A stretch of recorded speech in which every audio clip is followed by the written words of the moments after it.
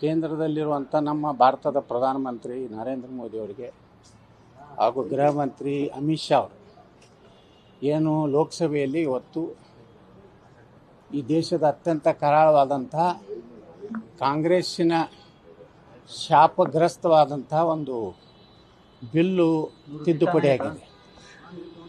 ಇದರಿಂದ ಇವತ್ತು ಯಾವುದೇ ವಕಫ್ ಅನ್ನೋಂಥದ್ದು ಆಸ್ತಿಯನ್ನು ಬೇಕಾಬಿಟ್ಟಿಯಾಗಿ ಘೋಷಣೆ ಮಾಡಲಿಕ್ಕೆ ಬರೋದಿಲ್ಲ. ಜಿಲ್ಲಾಧಿಕಾರಿಗಳಕ್ಕಿಂತ ಮೇಲಿನ ಅಧಿಕಾರಿಗಳ ಒಂದು ಪರಿವೀಕ್ಷಣೆಯಲ್ಲಿ ಅದು ಇವ್ರದೇ ಆಸ್ತಿ ಅನ್ನೋಂಥದ್ದು ಮೊದಲು ದೃಢೀಕರಣ ಆಗಬೇಕು ಅನ್ನೋಂಥದ್ದೇನು ತಿದ್ದುಪಡಿ ಮಾಡಿದ್ದಾರೆ.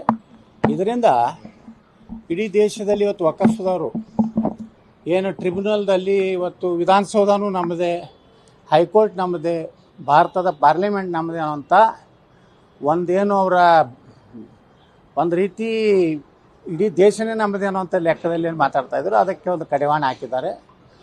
ಇದಕ್ಕೆ ಮೂಲ ಕಾರಣ ಕರ್ನಾಟಕದ ನಮ್ಮ ಏನು ತಂಡ ಇದೆ, ಬಿ ಜೆ ಪಿಯಲ್ಲಿ ಇರುವಂಥ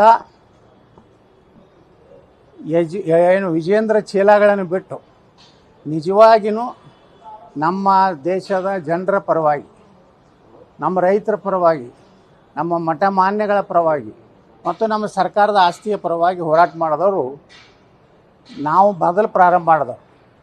ಕುಮಾರ್ ಬಂಗಾರಪ್ಪನವರು, ರಮೇಶ್ ಜಾರಕಿಹೊಳಿ ಅವರು, ಅರವಿಂದ್ ಲಿಂಬಾವಳಿ ಅವರು, ಎನ್ ಆರ್ ಸಂತೋಷ್ ಅವರು, ವಿ ಪಿ ಹರೀಶ್ ಅವರು, ಜಿ ಎಮ್ ಸಿದ್ದೇಶ್ವರು ಮತ್ತು ನಮ್ಮ ರಾಯಚೂರಿನ ಮಾಜಿ ಸಂಸದರು ನಾಯಕರು ಪ್ರಕಾಶ್ ಖಂಡ್ರೆ ಅವರು, ಅನೇಕರು ಇವತ್ತೇನು ಇಡೀ ರಾಜ್ಯ ಸುತ್ತಿ ಪ್ರತಿಯೊಂದು ಜಿಲ್ಲೆ ಮತ್ತು ಪ್ರತಿಯೊಂದು ಹೋಬಳಿ ಮಟ್ಟದಲ್ಲಿ ಏನು ವಕಫ್ನಿಂದ ಇವತ್ತು ಯಾವ ರೀತಿ ಈ ಒಂದು ಕೆಟ್ಟ ಕರಾಳ ಶಾಸನದಿಂದ ನಮ್ಮ ರೈತರ ಜಮೀನು ನುಂಗುವಂಥದ್ದು, ಮಠಾಧೀಶರು ಸುಮಾರು 400-500 ವರ್ಷಗಳ ಇತಿಹಾಸವಿರುವಂಥ ಮಠಾಧೀಶರು ಸಹಿತ ಮಠಗಳನ್ನು ಹೋಗುವಂಥ ಪರಿಸ್ಥಿತಿ ಅದು. ಅದರಿಂದ ನಿನ್ನೆ ಲೋಕಸಭೆಯಲ್ಲಿ ಪಾಸಾಗಿದೆ, ಇನ್ನು ಸಹಜವಾಗಿ ರಾಜ್ಯಸಭೆಯಲ್ಲಿ ಪಾಸಾಗ್ತದೆ.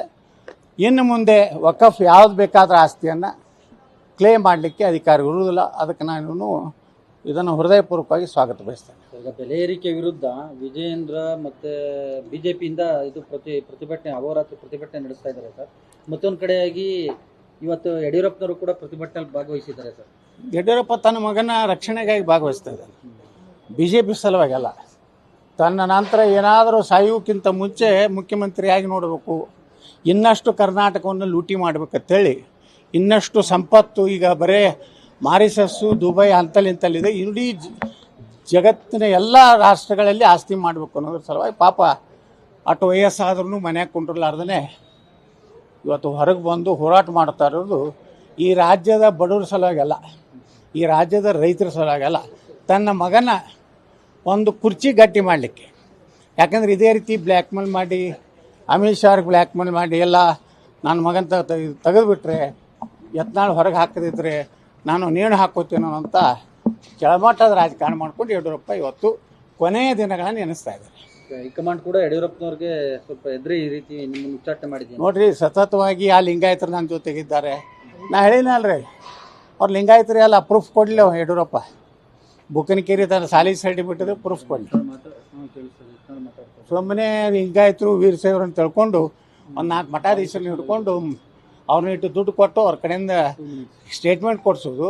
ಒಂದು ವೇಳೆ ಬಿ ಜೆ ಪಿ ಯಡಿಯೂರಪ್ಪನ ಬಿಟ್ಟುಬಿಟ್ರೆ ಇಡೀ ಲಿಂಗಾಯತರು ವೀರಶೈವರು ವಿರೋಧ ಆಗ್ತಾ ಇರ್ತಾರೆ, ಸ್ಟೇಟ್ಮೆಂಟ್ ಕೊಡಿಸೋದು. ಇಲ್ಲಿ ಮಜಾ ಮಾಡೋದು ಅಪ್ಪ ಮಕ್ಕಳು. ಇಷ್ಟಕ್ಕೆ ಸೀಮಿತ ಆಗಿದೆ ಬಿ ಜೆ ಪಿ.